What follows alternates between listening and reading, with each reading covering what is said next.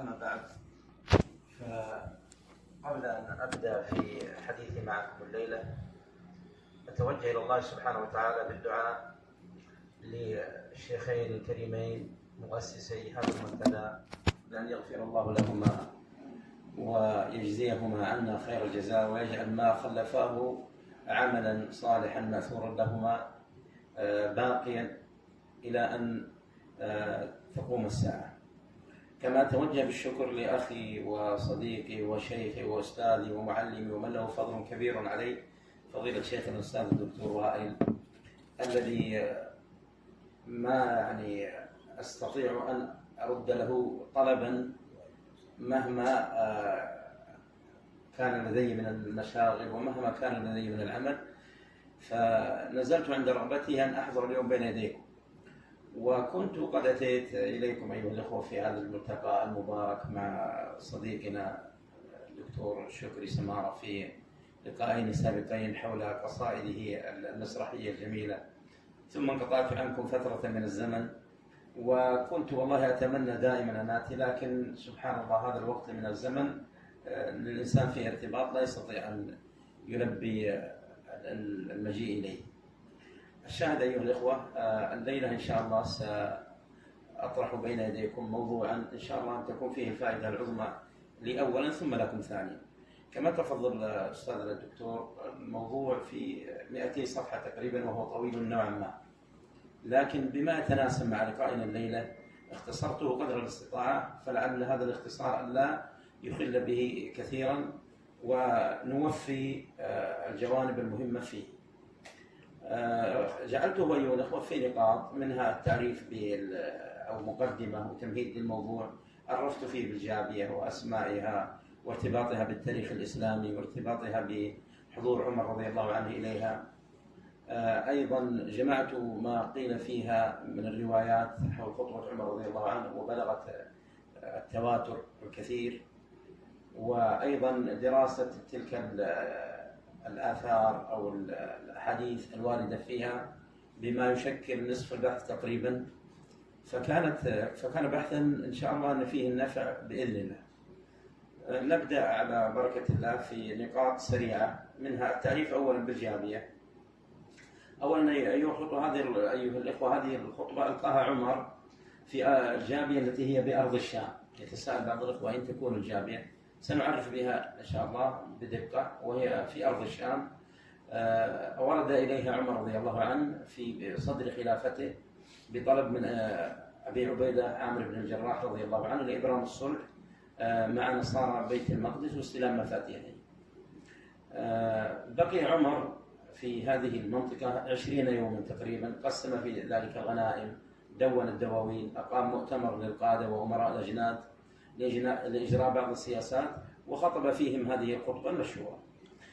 الخطبة أيها الإخوة لها أهمية بالغة، من حيث أنها وثقت حدثا تاريخيا هاما في التاريخ الإسلامي عامة وفي تاريخ الخليفة الراشد عمر رضي الله عنه خاصة، فأصبح يؤرخ بها، فيقال عن بعض التابعين هذا تابعي كبير شهد خطبة عمر رضي الله عنه بالجامعة.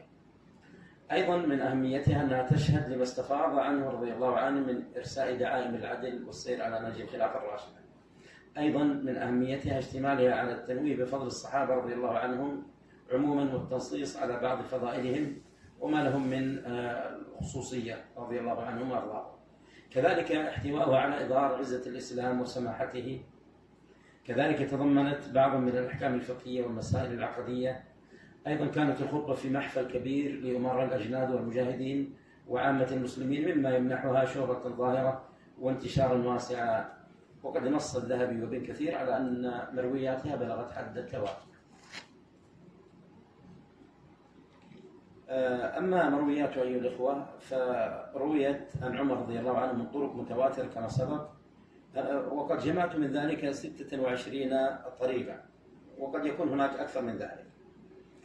من هذه الطرق 10 طرق رواها عنه بعض الصحابة رضي الله عنهم، وهم ابنه عبد الله وعبد الله بن عباس، عبد الله بن مسعود، سعد بن أبي وقاص، عبد الله بن الزبير، جابر بن سمرة، وأبي سعيد الخدري، وكهمس الهلالي، وسفيان بن وهب الخولاني، وأبو أمامة الباهلي. ومنها 16 عن التابعين، منها 12 عن كبار التابعين. أما سياقات الألفاظ فقد رويت عنه بعدد من السياقات، جمعت منها 7 سيأتي إيضاحها بالتفصيل إن شاء الله. أما المسائل العملية التي تضمنتها الخطبة إجمالا فقد تضمنت عدد من المسائل، منها مسائل في الاعتقاد والإيمان، ومسائل تتعلق بالأحكام الحلال والحرام، ومنها مسائل تتعلق بالأخلاق والآداب. أما مسائل الاعتقاد فمنها ما تضمنته من حقوق الصحابة رضي الله عنهم على وجه العموم، أو ما ورد فيها من حق المهاجرين الأولين، أو ما ورد فيها من حق الأنصار الذين تبوأوا الدار والإيمان، ومنها ما ورد في فضل أزواج النبي صلى الله عليه وسلم ورضي عنهن، ومنها ما ورد في فضل بعض أفراد الصحابة رضي الله عنهم. كذلك تضمنت الخطبة مسائل الإيمان والاعتقاد مثل الوصية بالجماعة، والإخبار عن فشو الكذب، شهادة الزور، وما تضمنته من علامة الإيمان، من علامات الإيمان والإيمان بالقضاء والقدر.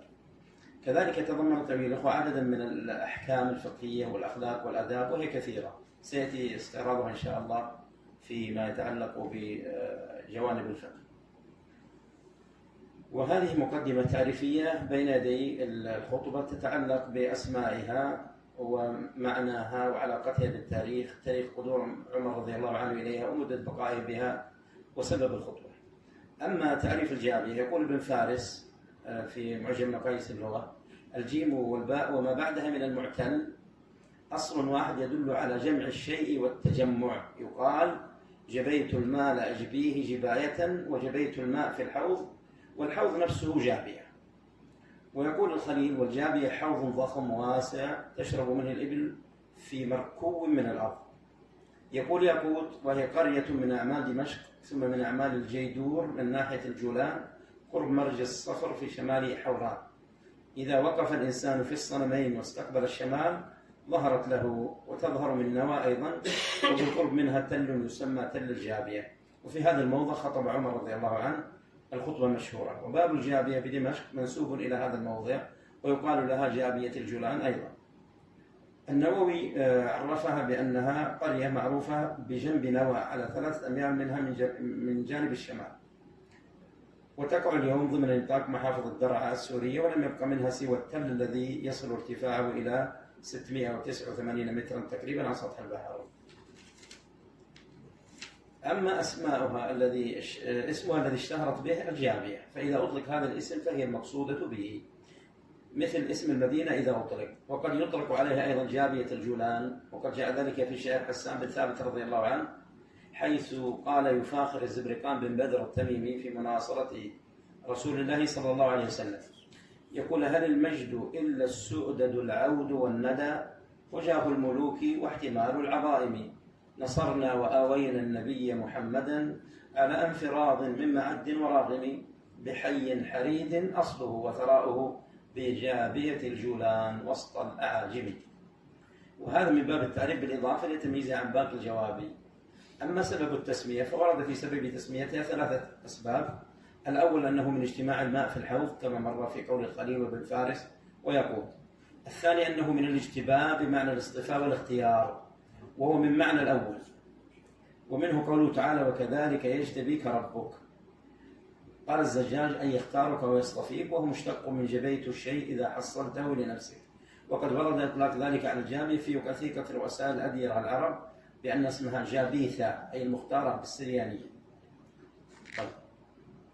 أما ارتباطها بالتاريخ الإسلامي فقد اشتهرت بأنها كانت مقر الملوك، ولذلك عرفت بجابية الملوك، وكانت فيما قبل الفتح الإسلامي عاصمة الغساسنة وكرسي دولتهم، ومن قبل ذلك كانت عاصمة ملوك العرب في الشام قبل الغساسنة، وكان آخر ملوك الغساسنة بها جبله بن الأيهم الغساني، فقد قيل إنه كتب إلى رسول الله صلى الله عليه وسلم يدعو إلى الإسلام فأسلم، وكتب بإسلامه إلى رسول الله صلى الله عليه وسلم وأهدى له هدية، ثم لم يزل مسلما حتى كان في زمان عمر رضي الله عنه، فإنه ارتد وترك الإسلام ولحق به هرقل في القسطنطينية، فسر هرقل بذلك وأغدق عليه المال وجعله من سماره. وقيل إنه تأخر إسلامه إلى أيام عمر رضي الله عنه، وقيل لم يسلم قط. طيب، نتجاوز أيها بعض ما يتعلق بالجابية إلى تاريخ خطبة عمر رضي الله عنه بها. يرجع ذلك إلى تحديد زمن قدومه إليها، وقد تقدم الإشارة إلى شيء من ذلك في عبارات المؤرخين عن قدوم عمر رضي الله عنه إليها. فقد ورد ذكرها في التاريخ الإسلامي بالقدوم كما جاء في بعض عبارات المؤرخين. يقول يعقوب بن سفيان ثم فتح الجابية، جاء التعبير عنها بالقدوم وكذلك الفتح. أما القدوم يقول يعقوب بن سفيان أو الفتح يقول ثم فتح الجابية وإيليا سنة 16. وأحيانا يعبر عن ذلك بالقدوم والإتيان سواء مفردة أو مقرونة بفتح بيت المقدس كما قال يزيد بن عبيدة وفتحت بيت المقدس سنة 16 وفيها قدم عمر رضي الله عنه الجابية. وقال أبو معشر ثم كانت عمواس والجابية في سنة 16. وقال الليث بن سعد استخلف عمر فكان فتح دمشق ثم كان اليرموك سنة 15 ثم كانت الجابية سنة 16.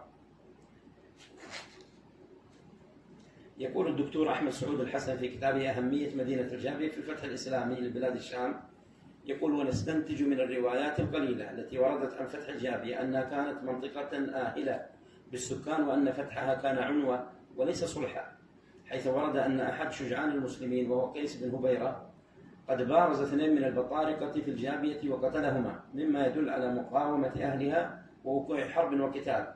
ومما يؤكد هذا أيضا أن المسلمين استباحوا أرضها، وهذا لا يكون إلا في الفتح عنوة. وبدل إغفال المصادر عن التفصيل في المقاومة إلى عدم وجود مواجهة عسكرية عنيفة ويدل وأن المسلمين لم يتكبدوا خسائر تذكر عند فتحها، فيعتبر فتحها إلى حد كبير فتحا يسيرا، ولا نجد في المصادر تعبيرا محددا يتعلق بوقت فتح الجابية سواء في الشهر أو السنة، ونرجح فتحها في الوقت الذي شرع فيه أبو بكر رضي الله عنه بالإعداد والتجهيز لفتح الشام وإرسال الجيوش. وأما تاريخ الخطبة يا أخوان، المحقق أن عمر رضي الله عنه قدم الجابية مرتين، الأولى عندما حاصر أبو عبيدة إيليا وقد طلب منه أهلها الأمانة والصلح، على أن يكون المتولي للعقد لهم عمر بن الخطاب رضي الله عنه نفسه. فكتب أبو عبيدة إلى عمر بذلك، فقدم عمر فنزل الجابية من دمشق ثم صار إلى إيليا فأنفذ صلح أهلها وكتب لهم بذلك.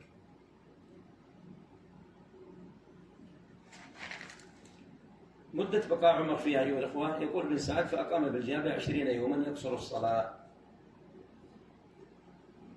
هل كانت هذه خطبة جمعة أو خطبة عامة في الناس في الأمراء الأجناد؟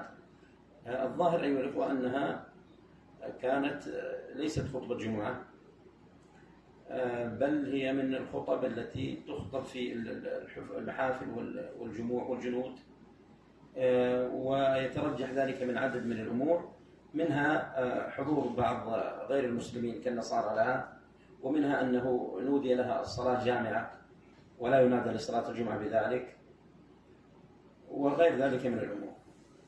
أما سياقات روايات الخطبة فقد جاء في عدد من السياقات لها، منها معنى جاء متقاربا عن بعض الروايات، رواية عدد من الصحابة والتابعين، وهو أن عمر رضي الله عنه قال استوصوا بأصحابي خيرا، وفي رواية احفظوني في أصحابي. يقول عمر رضي الله عنه قام فينا رسول الله صلى الله عليه وسلم فقال، يسند ذلك إلى رسول الله أو يرفعه إلى رسول الله صلى الله عليه وسلم أنه قال استوصوا بأصحابي خيرا. وفي رواية احفظوني في أصحابي، وفي رواية أكرموني في أصحابي فإنهم خياركم، وفي رواية احفظوني في أصحابي فإنهم خير أمتي، وفي رواية إن خياركم أصحابي ثم الذين يلونهم ثم الذين يلونهم ثم يفشو الكذب حتى إن الرجل لا يسبق بالشهادة قبل أن يسألها، وفي رواية وباليمين قبل أن يستحلف، فمن أراد منكم بحبوحة الجنة فليلزم الجماعة فإن الشيطان من الواحد وهو من الاثنين أبعد، ولا يخلون أحدكم بامرأة فإن الشيطان ثالثهما. وفي رواية ومن يكن في حاجة أخيه فالله على حاجته أقدر، ومن سرته حسنته وساءته سيئته فهو مؤمن. وفي بعض الروايات هذا السياق وأمارة المنافق الذي لا تسوءه سيئته ولا تسره حسنته، وإن عمل خيرا لم يرجو من الله في ذلك ثوابا، وإن عمل شرا لم يخف من الله في ذلك الشر عقوبة. وأجملوا في طلب الدنيا فإن الله قد تكفل بأرزاقكم وكل ميسر له عمله الذي كان عاملا، استعينوا الله على أعمالكم فإنه يمحو ما يشاء ويثبت وعنده أم الكتاب. وهناك من رواها عن عمر بسياق المتقدم بأخصر مما سبق، والخطبة بهذا السياق صحيحة على شرط الشيخين، حكم عليه بذلك الحاكم والذهبي وكذلك الألباني. ومن سياقات الخطبة أيها الإخوة ما رواه ناشر بن سمي وعلي بن رباح وابن عباس رضي الله عنهما عن عمر. أما رواية ناشر فقال: سمعت عمر رضي الله عنه يقول يوم الجابية وهو يخطب الناس: إن الله عز وجل جعلني خازنا لهذا المال وقاسمه له. ثم قال: بل الله يقسمه، وأنا بادئ بأهل النبي صلى الله عليه وسلم ثم أشرفهم. ففرض لأزواج النبي صلى الله عليه وسلم 10,000 إلا جويرية وصفية وميمونة. فقالت عائشة: إن رسول الله صلى الله عليه وسلم كان يعدل بيننا، فعدل بينهن عمر. ثم قال: إني بادئ بأصحاب المهاجرين الأولين، فإن أخرجنا من ديارنا ظلما وعدوانا ثم أشرفهم. ففرض لأصحاب بدر منهم 5,000، ولمن كان شهد بدرا من الأنصار 4,000، ولمن شهد أحدا 3,000. قال: ومن أسرع في الهجرة أسرع به العطاء، ومن أبطأ في الهجرة أبطأ به العطاء، فلا يلومن رجل إلا مناخ راحلته. وإني أعتذر إليكم من خالد بن الوليد، إني أمرته أن يحبس هذا المال على ضعفة المهاجرين، فأعطاه ذا البأس وذا الشرف وذا اللسانة، فنزعته وأمرت أبا عبيدة بن الجراح.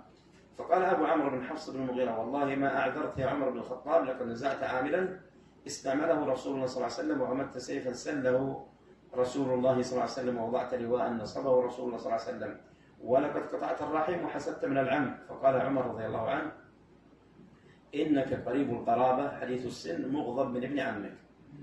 هذا السياق أخرجه أحمد والبغوي والفسوي في المعرفة والتاريخ والنسائي في الكبرى، وإسناده صحيح، رجاله ثقات. أما رواية علي بن رباح عن عمر فهي بمعناها السابق، وهي إسنادها حسن لولا انقطاع فيها، لكن يشهد لها ما سبق. ومثلها رواية ابن عباس، ولكن هذه منكرة، رويت عن ابن عباس رضي الله عنه بأسانيد منقطعة، لكن يشهد لها ما سبق. طيب، السياق الثالث سياق سفيان بن وهب الخولاني وحده عن عمر رضي الله عنه. يقول سفيان: شهدت عمر بن الخطاب رضي الله عنه بالجامية، فحمد الله وأثنى عليه بما هو أهله، ثم قال: أما بعد، فإن هذا الفيء أفاءه الله عليكم، الرفيع فيه والوضيع بمنزله، ليس بأحد أحق به من أحد، إلا ما كان من هذين الحيين لخم وجذام، فإني غير قاسم لهم شيئا. فقام رجل من لخم فقال: يا ابن الخطاب، أنشدك الله في العدل. فقال: إنما يريد ابن الخطاب العدل والتسوية، والله إني لأعلم لو كانت الهجرة بصنعاء ما خرج إليها من لخم وجذام إلا القليل، فلا أجعل من تكلف السفر وابتاع الظهر قوم إنما قاتلوا في ديارهم. فقام أبو هديرج فقال: يا أمير المؤمنين، إن الله تعالى ساق إلينا الهجرة في ديارنا فنصرناها وصدقناها، فذاك الذي يذهب حقنا في الإسلام. فقال عمر رضي الله عنه: والله لا أقسمن 3 مرات، ثم قسم بين الناس، فأصاب كل رجل نصف دينار، إذا كانت معه امرأته أعطاه دينارا، وإذا كان جده أعطاه نصف دينار. بهذا السياق أخرجها مسدد في مسنده، وأبو عبيد في الأموال، وكذلك بالزنجوية في الأموال، وأبو القاسم في فتوح مصر والمغرب، كلهم من طريق عبد الحميد بن جعفر قال: حدثني يزيد بن أبي حبيب عن سفيان بن وهب، وهذا إسناد صحيح، رجاله ثقات. السياق الرابع لرواية الخطبة رواية عبد الله بن الحارث بن نوفل وابن مسعود وأبي سعيد الخدري رضي الله عنهم عن عمر. أما رواية عبد الله بن الحارث فقال: خطب عمر بالجابية فقال: وقد قال خالد مرة أخرى بالشام، والجاثليق ماثل. والجاثليق أيها الأخوة وهو رئيس أو سيد النصارى. فتشهد فقال أي عمر: من يهدي الله فلا مضل له، ومن يضلل فلا هادي له. فقال الجاثليق: لا. فقال عمر: ما قال؟ فقالوا: ما قال. فأعاد: من يهده الله فلا مضل له، ومن يضلل فلا هادي له. فقال الجاثليق بقميصه هكذا، ونفض إسماعيل ثوبه وأخذه من صدره نفضة أو فنفضه، وقال إن الله لا يضل أحدا. فقال عمر ما يقول؟ فقالوا ما قال، أعادوا عبارة الجاثري، فقال كذب عدو الله، الله خلقك والله أضلك ثم يميتك فيدخلك النار إن شاء الله، والله لولا ولث أي عهد عقد لك لضربت عنقك. ثم قال إن الله عز وجل خلق آدم عليه السلام فنشر ذريته في يده، ثم كتب أهل الجنة وما هم عاملون، وكتب أهل النار وما هم عاملون، ثم قال هؤلاء لهذه وهؤلاء لهذه، قال فتصدع الناس وما يتنازع في القدر. أخرجه عبد الله بن أحمد في السنة وغيره، وهذا الإسناد رجال وثقات، ويقويها أيضا بعد الرواية الأخرى. أما رواية ابن مسعود عن عمر رضي الله عنه بالسياق السابق بنحوها أخرجه الخطيب وإسناده ضعيف، لكن لا يشهد له ما قبله. وكذلك روي من حديث أبي سعيد الخدري رضي الله عنه بنحو السياق السابق.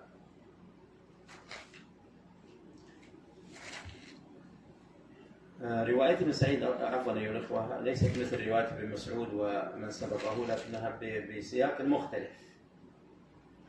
يقول عن عطاء بن عجلان عن أبي نضرة عن أبي سعيد الخدري أن عمر بن الخطاب مضى في وجهه ذلك، أي في قصة صلح أهل إيليا وقدوم الشام، حتى انتهى إلى الجامية فقام في الناس فقال الحمد لله الحميد المستحمد المجيد الدفاع الغفور الودود الذي من أراد أن يهديه من عباده اهتدى ومن يضلل فلن تجد له وليا مرشدا.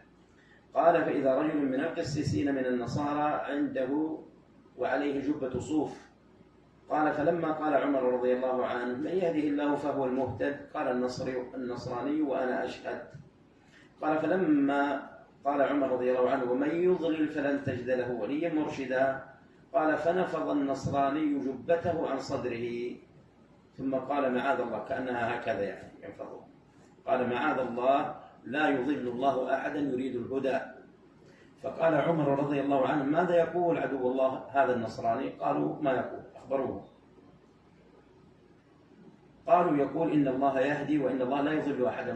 فرفع عمر رضي الله عنه صوته وعاد في خطبته بمثل مقالته الأولى، ففعل النصراني كفعله الأول، فغضب عمر رضي الله عنه قال والله لئن عادها لأضربن عنقه، قال ففهمها العلج فسكت.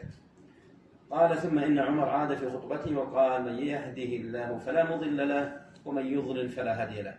قال فسكت النصراني ثم قال أما بعد عمر فإني سمعت رسول الله صلى الله عليه وسلم يقول إن خيار أمتي الذين يلونكم ثم الذين يلونهم ثم يفشو الكذب حتى يشهد الرجل على الشهادة ولا يستشهد عليها، وحتى يحلف على اليمين ثم ولم يسألها، فمن أراد بحبوحة الجنة فليلزم الجماعة ولا يبالي الله شذوذ من شذ. ألا لا يخلون رجل منكم بامرأة إلا أن يكون محرما فإن ثالثهما الشيطان. طيب، وهناك سياق آخر أيها الإخوة، سياق سويد بن غفلة وحده عن عمر، عن سويد بن غفلة أن عمر بن الخطاب رضي الله عنه خطب بالجامع فقال نهى نبي الله صلى الله عليه وسلم عن لبس الحرير إلا موضع إصبعين أو 3 أو 4. رواه أحمد ومسلم. السياق السادس رواية أبي أمامة الباهلي وحده عن عمر رضي الله عنه، وهي عن أبي أمامة الباهلي أن عمر رضي الله عنه قام في الناس خطيبا مدخلهم الشام بالجابية فقال تعلموا القرآن تعرفوا به واعملوا به تكونوا من أهله، وإنه لن يبلغ منزلة ذي حق أن يطاع في معصية الله تعالى، واعلموا أنه لا يقرب من أجل ولا يبعد من رزق، قول بحق وتذكير عظيم، واعلموا أن بين العبد وبين رزقه حجاب. قال فيتراءى له رزقه وإن اقتحم هتك الحجاب ولم يدرك فوق رزقه. وأدبوا الخيل وانتظروا وانتعلوا وتسوقوا وتمعددوا، وإياكم وأخلاق العجم ومجاورة الجبارين، وفي لفظ الخنازير، وأن يرى بين أظهركم صليب، وأن تجلسوا على مائدة يشرب عليها الخمر، وتدخلوا الحمام بغير إزار، وتدعوا نساءكم يدخلن الحمامات، فإن ذلك لا يحل. وإياكم أن تكسبوا من عند الأعاجم بعد نزولكم في بلادهم ما يحبسكم في أرضهم، فإنكم يوشك أن ترجعوا إلى بلادكم.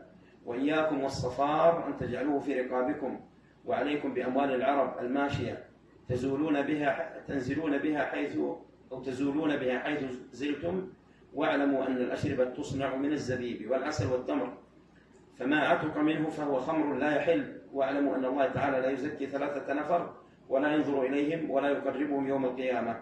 رجل أعطى إمامه صفقة يريد بها الدنيا، فإن أصابها وفى له، وإن لم يصبها لم يفي له. ورجل خرج بسلعة بعد العصر فحلف لقد أعطي بها كذا وكذا فاشتريت لقوله. وسباب المسلم فسوق وقتاله كفر، ولا يحل لك أن تهجر أخاك فوق 3. ومن أتى ساحرا أو كاهنا أو عرافا فصدقه بما يقول فقد كفر بما أنزل على محمد صلى الله عليه وسلم. يقول ابن كثير إسناده جيد وله شواهد. السياق الأخير أيها الإخوة سياق موسى بن عقبة، وهو منقطع أو مرسل عن موسى بن عقبة قال: هذه خطبة عمر رضي الله عنه بالناس يوم الجابية، فقال: أما بعد فإني أوصيكم بتقوى الله الذي يبقى ويفنى ما سواه، الذي بطاعته يكرم أولياءه وبمعصيته يضل أعداءه، فإنه ليس لهالك هلك معذرة في تعمد ضلالة حسبها هدى، ولا في ترك حق حسبه ضلالة، وإن أحق ما تعاهد الراعي من رعيته أن يتعاهدهم بالذي لله عليهم من وظائف دينهم الذي هداهم الله له، وإنما علينا أن نأمركم بما أمركم الله به من طاعته، وننهاكم عما نهاكم الله عنه من معصيته، وأن نقيم فيكم أمر الله عز وجل في قريب الناس وبعيدهم. ثم ولا نبالي على من مال الحق، وقد علمت أن أقواما تمنون في دينهم فيقولون: نحن نصلي مع المصلين ونجاهد مع المجاهدين وننتحل الهجرة، وكل ذلك يفعله أقوام لا يحملونه بحقه، وإن الإيمان ليس بالتحلي، وإن للصلاة وقتا اشترطه الله فلا مصلح إلا به، فوقت صلاة الفجر حين يزايل المرء ليله، ويحرم على الصائم طعامه وشرابه. فذكر أوقات الصلاة ثم قال: ويقول الرجل قد هجرت ولم يهاجر، وإن المهاجرين الذين هجروا السيئات، ويقول أقوام جاهدنا، وإن الجهاد في سبيل الله مجاهدة العدو واجتناب الحرام، فإن الرجل لا يقاتل بطبيعته من الشجاعة فيحمي، فافهموا ما توعظون به، فإن الجرب من جرب دينه، وإن السعيد من وعظ بغيره، وإن الشقي من شقي في بطن أمه، وإن شر الأمور مبتدعاتها، وإن الاقتصاد في سنة خير من الاجتهاد في بدعة، وإن للناس نفرة من سلطانهم فعائذ بالله أن تدركني، فإياكم وضعائن مجبولة وهو متبعة ودنيا مؤثرة، عليكم بهذا القرآن فإن فيه نورا وشفاء، فقد قضيت الذي علي فيما ولاني الله عز وجل من أموركم، ووعظتكم نصحا لكم، وقد أمرنا الله لكم بأرزاقكم، فلا حجة لكم على الله عز وجل بل الحجة له عليكم. أقول قولي هذا وأستغفر الله لي ولكم. طيب، هذا السياق أيها الأخوة إلى موسى بن عقبة الصحيح الإسناد، لكن موسى لم يدرك عمر ففي انقطاع فيه. أما المسائل المتعلقة بالخطبة فبلا شك أيها الأخوة أن الخطبة تضمنت مسائل عديدة جدا من مسائل الإيمان والاعتقاد والأحكام والحلال والحرام والأخلاق. فمثلا مما تضمنته من مسائل الاعتقاد الوصية بأصحاب النبي صلى الله عليه وسلم عموما أو ببعضهم على وجه الخصوص، وزوجاته صلى الله عليه وسلم والمهاجرين الأولين والأنصار رضي الله عنهم، وأفراد من الصحابة كأبي بن كعب ومعاذ بن جبل رضي الله عنه. ومن المسائل أيضا ما ورد فيها من فضل عمر رضي الله عنه. وإن الحديث عن فضل الخليفة الراشد عمر رضي الله عنه من حيث العموم قد أبانه وأوضحه العلماء قديما وحديثا، سواء في مؤلفات مستقلة أو في ثنايا الحديث عن فضائل الصحابة رضي الله عنهم.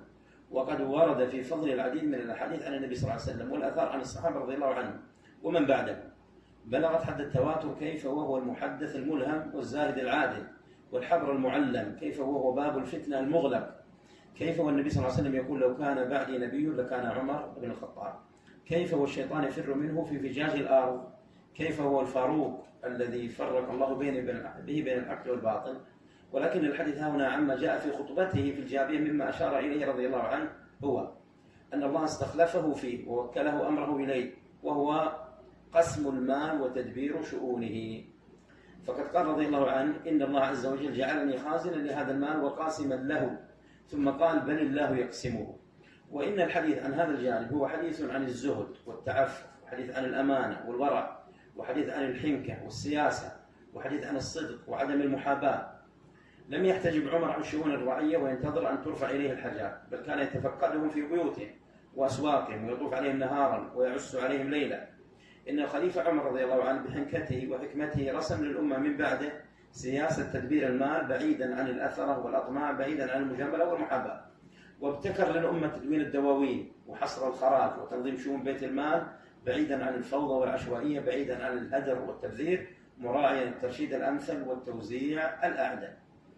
وقد أفصح عمر رضي الله عنه عن سياسته في مال الله فيما يخص نفسه، فقال إني أنزلت نفسي من مال الله منزلة يقول إني أنزلت نفسي من مال الله منزلة والي مال اليتيم، إن استغنيت استعففت، وإن افتقرت أكلت بالمعروف ثم قضيت. وقد صح عنه رضي الله عنه هذا من غير وجه، كما صح عنه أنه أجاب في قصة طويلة عندما سئل عما يحل له من مال الله قال يحل لي حلتان، حلة في الشتاء وحلة في القير، وما أحج عليه وأعتمر من الظهر، وقوتي وقوت أهلي كقوت رجل من قريش ليس بأغناهم ولا في أفقارهم، ثم أنا بعد رجل من المسلمين يصيبني ما أصابهم. طيب، من المسائل أيها الإخوة المسائل تتعلق بالأحكام والأخلاق والآداب، ومنها النهي عن الخلوة بالمرأة الأجنبية. وجاء ذلك في قوله رضي الله عنه ألا لا يخلون رجل بامرأة فإن الشيطان ثالثهما. والخلوة بالمرأة الأجنبية من كبائر الذنوب، وقد جاء النهي عنه في عدد من الأحاديث الصحيحة عن النبي صلى الله عليه وسلم، وقد نقل الإجماع عليه عدد من العلماء كالقرطبي والنووي بن حجر وغيرهم. طيب، ومن المسائل حكم لبس الحرير للرجال. جاء عن عمر رضي الله عنه في خطبته أنه قال نهى نبي الله صلى الله عليه وسلم عن لبس الحرير إلا موضع إصبعين أو 3 أو 4. ولبس الحرير أيضا من الأمور المحرمة المنهي عنها، وقد عده بعض العلماء من الكبائر، وقد جاء النهي عنه في عدد من الأحاديث عن النبي صلى الله عليه وسلم. ومن المسائل أيضا ما يتعلق بقسمة الفيء، وسبق الإشارة إلى بعضه، منها النهي عن الكذب وشهادة الزور. جاء في روايات عدد من رواة الخطبة عن عمر رضي الله عنه أنه أخبر عن النبي صلى الله عليه وسلم أنه أخبر بفشو الكذب بعد القرون الثلاثة المفضلة، وكذلك التهاون في الشهادة وتقديمها قبل أن تطلب من صاحبها، وكذلك الحلف قبل أن يستحلف. وقد ورد في الصحيحين وغيرهما عدد من الحديث عن النبي صلى الله عليه وسلم في الإخبار عن ظهور هذه العلامات.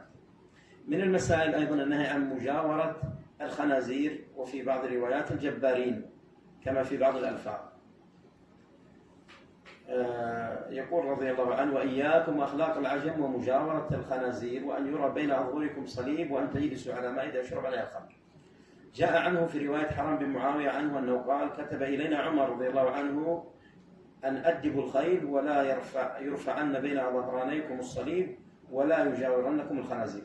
وهذا موافق لما جاء في الشروط العمرية التي صلح عليها عمر رضي الله عنه أهل الذمة المكتوبة في كتاب عبد الرحمن بن غنم، أنهم قالوا ولا نجاورهم بالخنازير ولا ببيع الخمور. يقول ابن القيم وشهرة هذه الشروط تغني عن إسنادها، فإن الأئمة تلقوا بالقبول وذكروها في كتبهم واحتجوا بها، ولم يزل ذكر الشروط العمرية على ألسنتهم في كتبهم، وقد أنفذها بعده الخلفاء وعملوا بموجبها. يقول ابن تيمية في اقتضاء الصراط المستقيم وهذه الشروط أشهر شيء في كتب الفقه والعلم، وهي مجمع عليها في الجملة بين العلماء المدفوعين وأصحابهم وسائر الأئمة، ولولا شهرتها عند الفقهاء لذكرنا ألفاظ كل طائفة فيها. طيب، ومن مسائل هذه الخطبة يا الإخوة النهي عن رفع الصليب. يقول عمر رضي الله عنه وألا يرى بين أظهركم صليب، وقوله في رواية حرام بن معاوية ولا يرفعن بين ظهرانيكم الصليب، هو كذلك موافق لما جاء عنه في الشروط العمرية التي صلح عليها النصارى. والصليب هو شعار عقيدة النصارى الفاسدة، وهو قتل المسيح وصلبه، وهو أخص عقائدهم وأظهرها ورمز ديانتها، ولا شك أنها عقيدة كفرية وفيها تكذيب لله ولرسوله صلى الله عليه وسلم ولعقيدة المسلمين في أن المسيح عليه السلام لم يقتل ولم يصلب بل رفعه الله إليه، وفي إظهاره إشعار ودعاية له وترويج له واستمراء لرؤيته وإغراء بالتقليد له كما هو حاصل اليوم، وإشعار بعزة أهله، بعكس ذلك فهو علامة على ذلهم وصغارهم. ومن مسائل الخطبة أيها الأخوة النهي عن القعود على مائدة يشرب عليها الخمر، وكذلك من مسائل الخطبة ما جاء في النهي عن الكسب عند الأعاجم بعد النزول في بلادهم.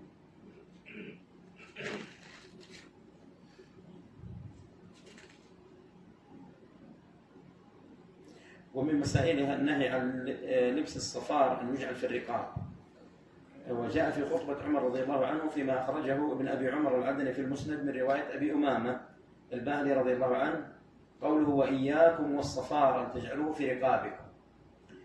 وجاء رسم هذه الكلمة الصفار كما في المطالب العالية بالفاء في جميع النسخ سوى نسخة واحدة هي النسخة التي رمز لها المحقق بالحرف واو، فقد جاءت الكلمة فيها الصغار بالغين المعجمة، وهو كذلك بالغين المعجمة في المطبوع من مسند الفاروق وإتحاف الخير والمهرة والجامع الكبير وكنز العمان ومعظة الحبيب وتحفة الخطيب للقارئ. ولعل الأقرب إلى معنى اللبس وكونه في الرقاب لفظ الصفار، ويحمل الكلام بهذا المعنى على النهي عن التشبه بالنصارى من لبس الصليب من الذهب على الرقاب، أو التشبه بالنساء في التحلي بالذهب والصفار على الرقاب.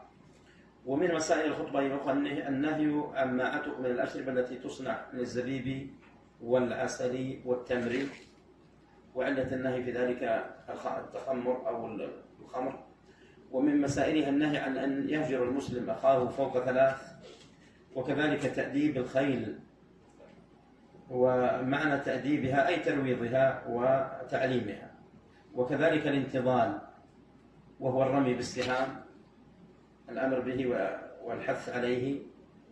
ومن مسائل الخطبة يا الأخوة الأمر بالتمعدد، وهو قوله رضي الله عنه في خطبته وتمعددوا، وصح ذلك عنه في رواية أبي عثمان النهدي عنه أنه كتب به إلى عماله في أذربيجان والعراق، وقد روي مرفوعا عن النبي صلى الله عليه وسلم ولا يصح. ومعنى تمعددوا قال أبو عبيد فيه قولان، يقال هو من الغلظ أحيانا، ومنه قيل للغلام إذا شب وغلظ قد تمعدد. قال الرازج ربيته حتى إذا تمعدد وآضى صلبا كالحصان أجردا كان ثوابي بالعصا أن أجلدا، يصف حقوق ابنه. ويقال تمعددوا أي تشبهوا بعيش معد، وكانوا أهل قشف وغلظ. في المعاش يقول فكونوا مثلهم ودعوا التنعم وزي العجم. ومن مسائل الخطبة أيها الأخوة النهي عن أخلاق الأعاجم. جاء في خطبة عمر رضي الله عنه في رواية أبي أمامة أنه قال وإياكم وأخلاق العجم. وجاء في كتابه مع عتبة بن فرقد إله الأذربيجان قوله وإياكم والتنعم وزي العجم. وقد تقدم فيما سبق المراد بالعجم وأنه يطلق مراد به ما سوى العرب، وقد يطلق ويراد بهم الفرس خاصة. وقد بوب نجم الدين الغزي في كتابه حسن التنبه بابا عنوانه باب النهي عن التشبه بالأعاجم والمجوس، ذكر تحته 48 خصلة مما يتصفون به وقد يشاركهم فيه غيرهم. ما أدري ترغبون في أن نعدد هذه الخصال أو نتجاوزها؟ الوقت كيف؟ طيب، من هذه الخصال أيها الإخوة وهو أقبح ما فيها الشرك والكفر وعبادة النار والأضواء، ومنها إنكار القضاء والقدر. ومن عوائد العجم وأخلاقهم الخروج على السلطان وإرادة خلعه أو قتله. ومنها استخلاف السلطان أو الأمير ولده وغيره أمثل منه إيثارا أو تقديم للبنوة على حقوق الرعية. ومنها ضرب المكوس والضرائب على الناس وأخذها منهم وجبايتها، واعتقاد أنها حق مأخوذ لا يسامح فيها، وأخذها بالعنف، وكل ذلك حرام. ومن أخلاق العجم الرفض وبغض الشيخين وغيرهما من الصحابة. ومن قبائح المجوس استباحة أكل الميتة في غير حالة الاضطرار، ومنها نكاح المحارم. ومن قبائح العجم العشق الشيطاني والهوى الحيواني والتعلق بصور المرد الحسان بفعل الفاحشة بالصبيان والزنا بالنسوان. ومن قبائح العجم أكل الحشيش المسكر. ومن أخلاق العجم الدهاء. ومن أعمال العجم وعوائدهم القبيحة الضرب بالعود والطنبور وآلات الله وشرب الخمور. ومنها اللعب بالنرد والشطرنج. ومنها لبس الحرير للرجال وافتراشه والاتكاء عليه وتجليل السروج والرحال به، واتخاذ الأسرة والآنية من الذهب والفضة للرجال والنساء جميعا، وكل ذلك حرام. ومنها كثرة التنعم والترفه والمظاهرة في اللباس والطعام. ومنها الخروج يوم النيروز. ومنها حمل الأراجيح يوم العيد. ومنها الدعكسة ومنها حفظ أخبار العجم على وجه الاستحسان لها وبثها، والعناية بكتب العاجم التي لا تتعلق بعلوم الشرع، ومنها التكلم بالأعجمية، ومنها عوائد العجم، ومن عوائد العجم وأعمالهم غمغمة الكلام وطمطمته، ومنها الألقاب التي تشعر بتزكية النفس، إلى غير ذلك كثير مما ذكره نجم الدين الغزي في كتابه حسن التنبؤ. طيب، ومن مسائل الخطبة أيها الإخوة الأمر بتعلم القرآن والعمل به، وقد جاء ذلك عن النبي صلى الله عليه وسلم في عدد من الأحاديث. ومنها أيضا لا يطاع أحد في معصية الله مهما بلغ من المنزلة. ومما جاء عن عمر رضي الله عنه في رواية أبي أمامة الباهلي أنه قال: إنه لن يبلغ منزلة ذي حق أن يطاع في معصية الله تعالى. وهذا الذي عليه عقيدة أهل السنة والجماعة، أنه لا طاعة لمخلوق في معصية الخالق، وقد ورد ذلك في عدد من الأحاديث والآثار. ومنها أيها الأخوة الأمر بقول الحق والتذكير به، وأنه لا يقرب من الأجل ولا يبعد بالرزق.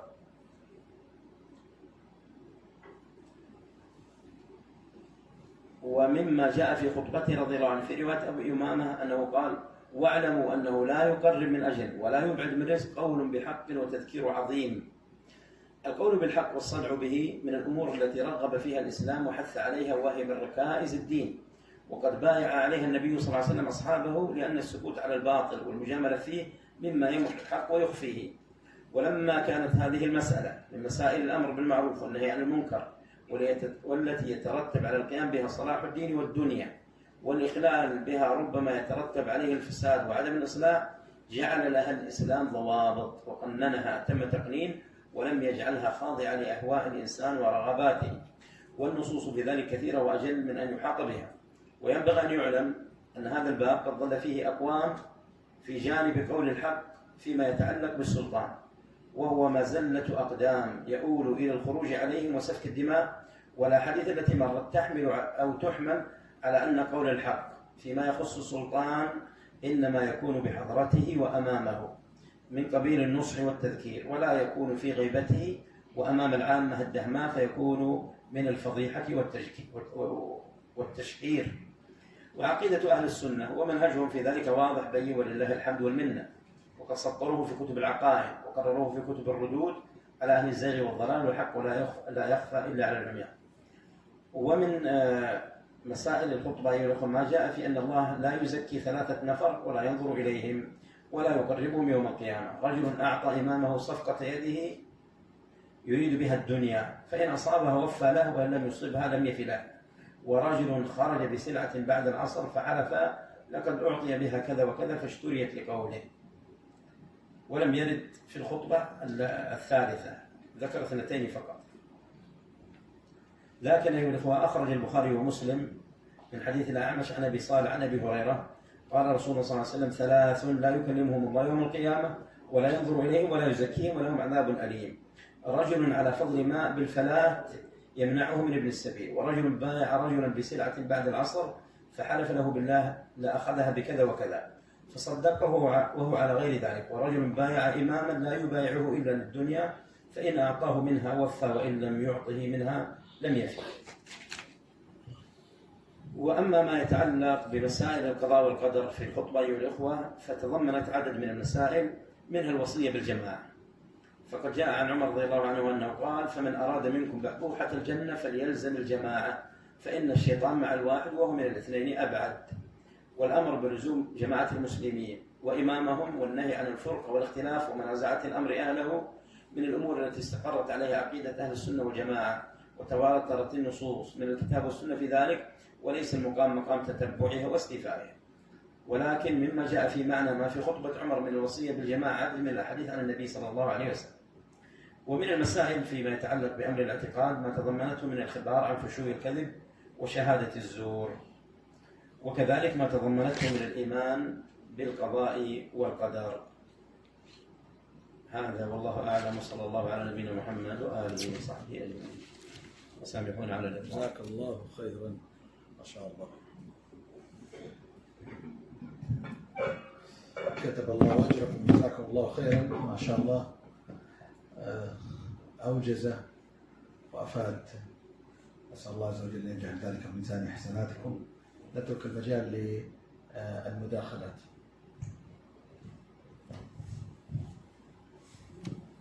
السلام عليكم ورحمة الله.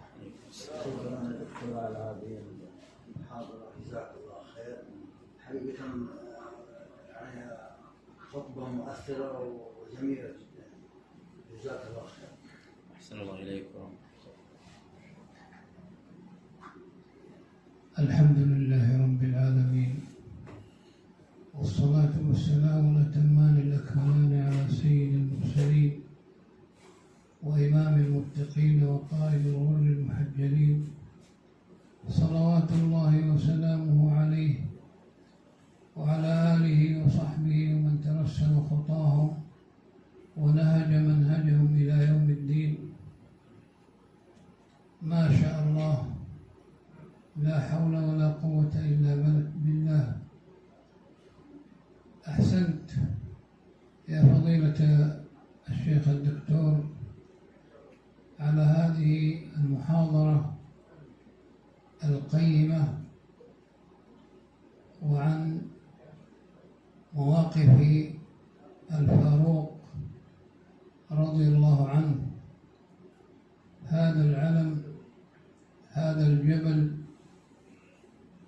الشامخ الذي قاد هذه الأمة، والذي خطب هذه الخطبة العظيمة المباركة. فإن أهل الكتاب يعلمون في كتبهم أن أمير المؤمنين أبو حفص عمر بن الخطاب رضي الله عنه هو الذي يفتح بيت المقدس ويستلم مفاتيح بيت المقدس،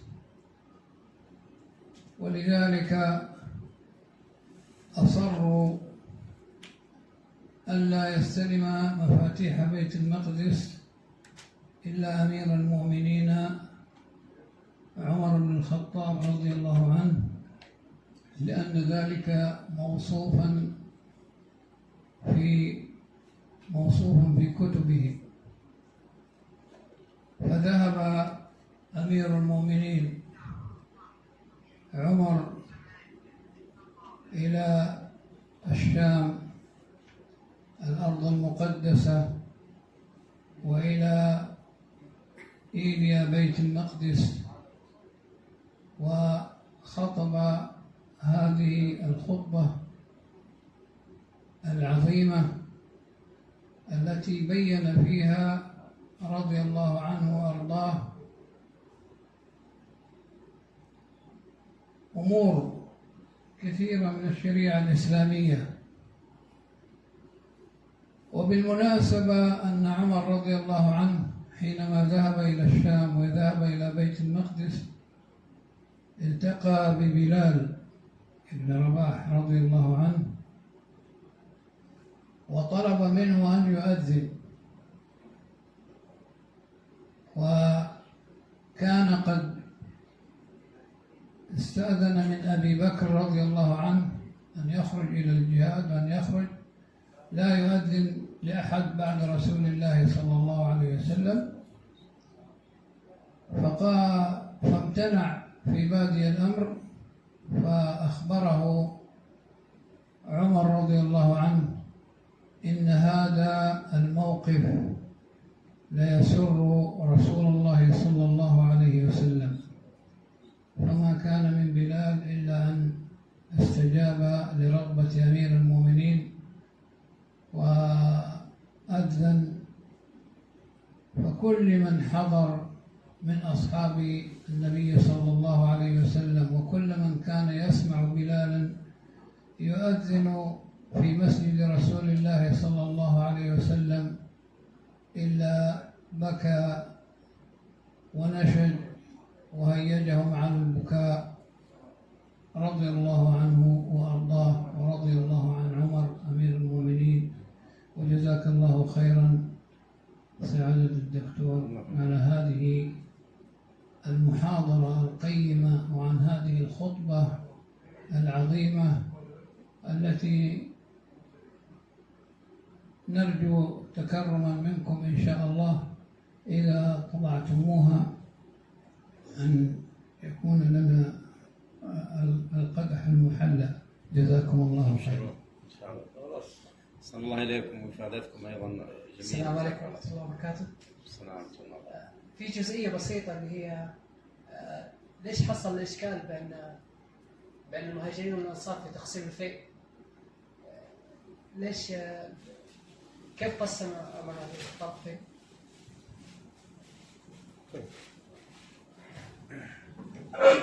لا إشكال، إنما القسمة تكون بحسب المنزلة وحسب الأسبقية، فلا يتساوي الناس في الأسبقية إلى الهجرة وإلى البلاء في الإسلام وإلى المنزلة. من جاء الإسلام وهو باق في دياره لا شك أنه لا يستوي مع من هاجر وجاهد وترك ماله وترك أهله ووطنه، فيكون هذا له يعني من الميزة والفضل أكثر من غيره، فلذلك عمر يراعي العدل في هذا الجانب.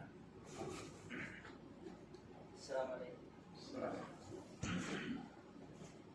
ذكرت مسائل النهي في خطب لعمر رضي الله عنه.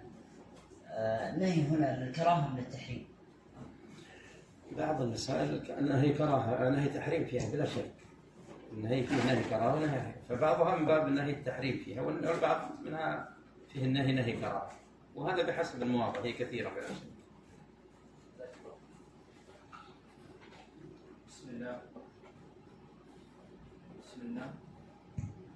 بسم الله والحمد لله والصلاة والسلام على رسول الله وعلى آله وصحبه ومن والاه واتبع هداه.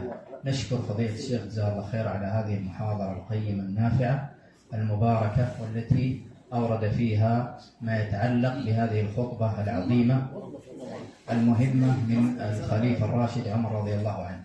ولا شك أن الاهتمام بخطب الصحابة ملحظ مهم ولفتة يعني مباركة من فضيلة شيخنا جزاه الله خير، وخصوصا الخلفاء الراشدون الذين أمرنا باتباع هديهم والتمسك بسنتهم رضوان الله عليهم. وإن كان من أسئلة لشيخنا أحسن الله إليه، فالسؤال الأول: هل هناك من اعتنى بخطب الصحابة رضوان الله عليهم من حيث الجمع أو الدراسة أو نحو ذلك؟ فهذا يعني الحقيقة ملحظ جدا مهم، واستفدنا كثيرا من طرح الشيخ جزاه الله خير في هذا اللقاء حول هذا الموضوع. هذا أولا. والأمر الثاني، لاحظنا كذلك اختلاف طرق هذه الخطبة، فلا أدري هل يعني ما سبب هذا الاختلاف؟ هل ظهر للشيخ شيء من هذا؟ وهل هناك يعني ترجيح بين الروايات؟ وكذلك في السياق الأول أشرتم إلى أن كأنه يعني هناك من روى هذه الخطبة عن عمر وأشار إلى رفعها، فهل هذا الرفع للخطبة لجميع الخطبة أو لأجزاء منها؟ وهذا أمر يعني لا شك منها أن بعض أجزاء هذه الخطبة يعني مما جاء مرفوعا إلى النبي صلى الله عليه وسلم.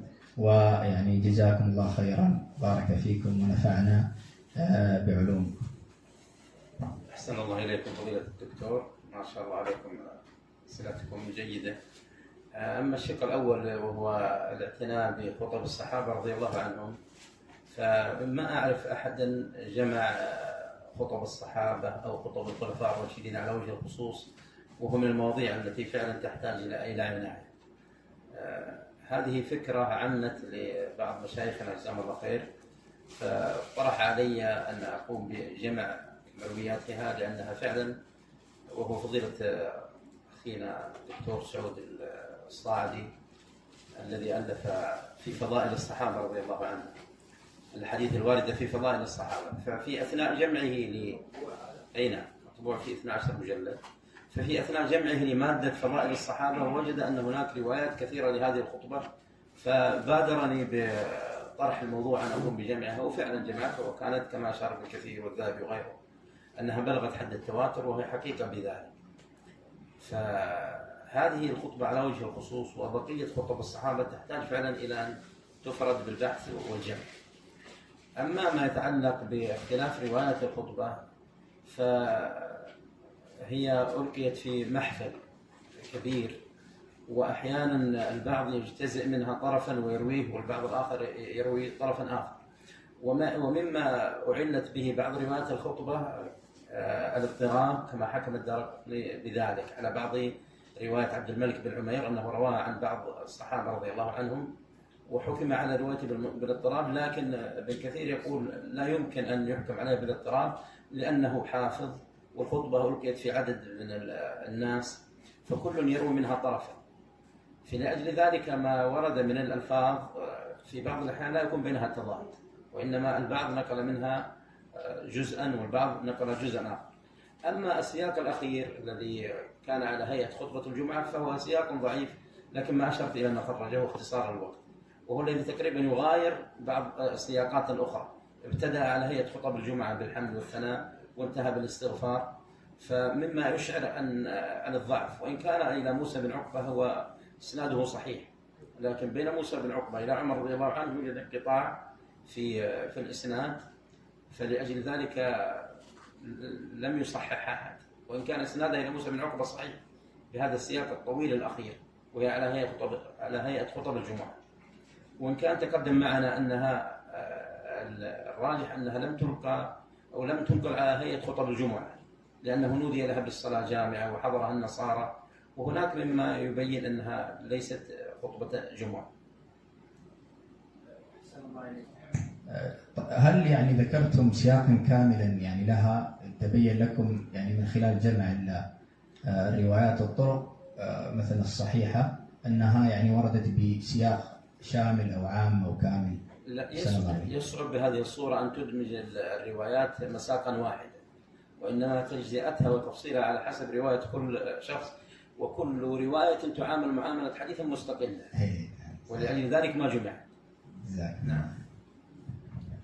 نشكر لأخينا الدكتور سعود ما طرح، وليست عندي زيادة عليه، لكن أردت فقط أن أشير إلى أن هذا يذكرنا بما ذكر في هذه الخطبة من واقع السكان الذين كانوا في هذه البلاد وهي فلسطين، لأن الدعاوى كثيرة بأن البلد أصلا كانت لليهود، وفي حقيقة الدراسات التاريخية تثبت أن العرب كانوا قبل اليهود، وأن اليهود جاءوها بعد ذلك ثم أخرجوا منها واختلف هل رجعوا إليها بعد ذلك أو لم يرجعوا إليها إلا في العصر الحالي.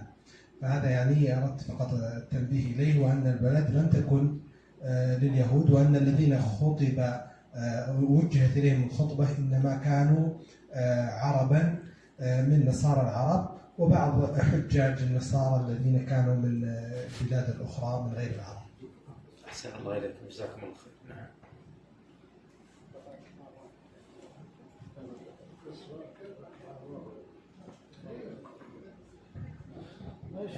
الله يرحمه، الله يرحمه اللي كان يشرب حقه الأبد.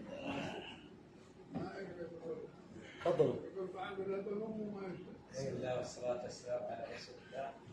أشرتم إلى لا تمعدد، يريد مزيد على الإيضاح عن النقطة هذه، وأشرتم كذلك إلى قبيلة معينة تنسب إليها، من هي هذه القبيلة وأين يقع مكانها؟ بني معد، يعني تمعددوا وخشوشن، حتى روي في أثر آخر تمعددوا وخشوشن وفإن النعم لا تدوم، عن عمر رضي الله عنه يقول تمعددوا أي كونوا كبني معد فإنهم خشان الطبع.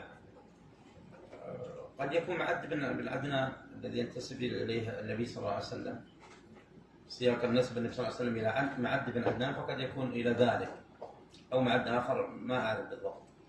قبيلة معد. نعم، هو أشار إلى أنها بعض الشراح قالوا قبيلة معد. جزاكم الله خير. نعم. بسم الله الحمد لله والصلاة والسلام على رسول الله. نشكر الدكتور ونشكر الدكتور دخيل. وسؤالي لماذا أول مرة نسمع هذه الخطبة؟ عمرنا ما سمعنا فيها إلا في مبتدأ.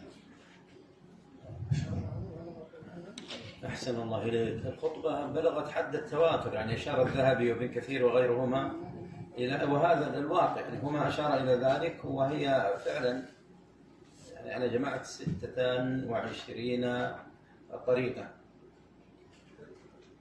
26 طريقة لهذه الخطبة، وكجمع يعني من باحث متواضع مثلي ربما يكون من استقصى وبحث والأسبقون، وقد حاول ابن كثير وغيره أن يجمع مروياتها، أشار إلى أنه حاول ذلك أو ذاكر بعض العلم بعضهم في جمع طرقها، لكنها بلغت حد التواتر، والمعرفة نسبية طبعا، نحن قد نجهله ولكن غيرنا قد يعلمه. نعم.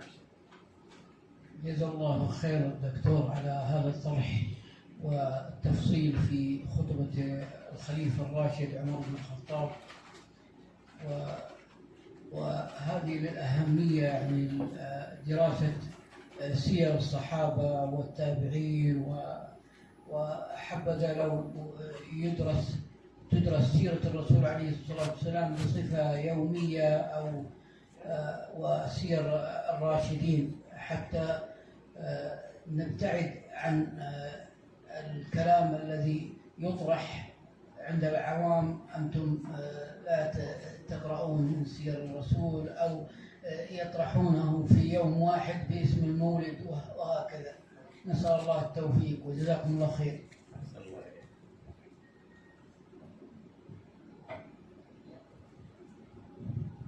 السلام عليكم دكتور، الله يجزاكم خير. تساؤل بس، ان حصل فتح بيت المقدس في مرة في زمن سيدنا عمر بن الخطاب ومرة على يد صلاح الدين الأيوبي، وفي كلا المرتين كان الفتح بالصلح، لم يكن عنوة يعني أو بالجهاد أو بالسلاح. هل في مغزى لذلك أو دلالة على ذلك يعني؟ نعم. جزاك الله خير.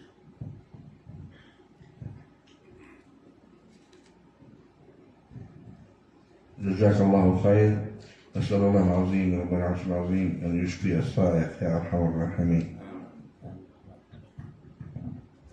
جزاك الله خير. طيب، ورد من خلال الاستعراض النهي عن لبس الحرير، قلت اصبع او اصبعين او ثلاث، يا ريت توضح لنا النقطه. بالمقدار يعني شيء يسير، اصبعين او ثلاثه، قطعه يسيره مقدار اصبعين.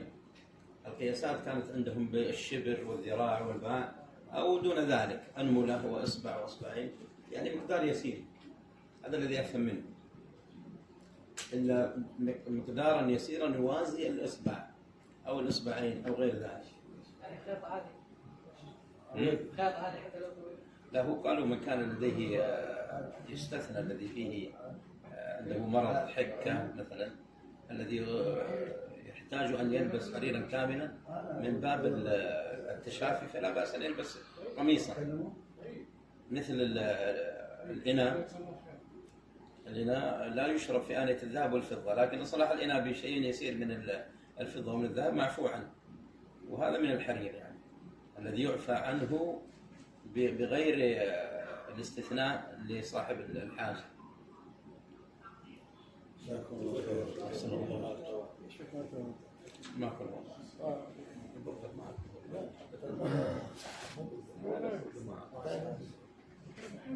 الله يكرمك. شوف لي أحد. تعال زيادة شوي. أحد خذ أمسك شيل أنت، شوف في أحد زيادة. أفسد لكم الخطة المجموعة، ترسل المجموعة. طيب. طيب. المشهورة بالإجابة. إيش الصور؟ جاء نزيف في الدماغ. لا يا شيخ، جاء مستشفى في مستشفى مجمع الملك سلمان هذا الجنب.